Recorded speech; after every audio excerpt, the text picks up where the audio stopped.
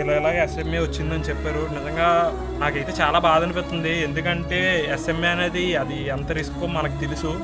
ఎందుకంటే ఎంత అవుతుందని చెప్పారని ఇంజక్షన్కి 16 crores అవుతుందని చెప్పారు. 16 కోట్ల ప్రస్తుతం మనకి 9 crores ప్రజెంట్ 9 crores కావాలా? ఇప్పుడు వరకు అయితే 16 కోట్లు అయితే ఖర్చు అవుతుంది అన్నారంట. ప్రజెంట్ ఉన్న సిచ్యువేషన్లో ఒక 9 crores వరకు అయితే అడుగుతున్నారు. సో నా వీడియోస్ ఎవరైతే చూస్తున్నారో ఇప్పుడు వచ్చి నేను ఎవరిని ఏమీ అడగలేదు. అలాగే ఫస్ట్ టైము కొద్దిగా ఈ బాబుకి మనం సహాయం చేద్దాము, అలాగే మనం అందరం ఉన్నామని కూడా నిరూపించుకుందాము. ఎక్కడో తెలంగాణలో అయిన పాపకి బాబుకి మనం ఎంత హెల్ప్ చేసామో మన ఆంధ్రప్రదేశ్లో ఉన్న విజయనగరంలో ఉన్న ఈ బాబుకి కూడా అలాగే హెల్ప్ చేద్దాము. అలాగే అనే ఇన్ఫ్లుయెన్సర్ ఎవరైనా మీకు సపోర్ట్ చేశారా?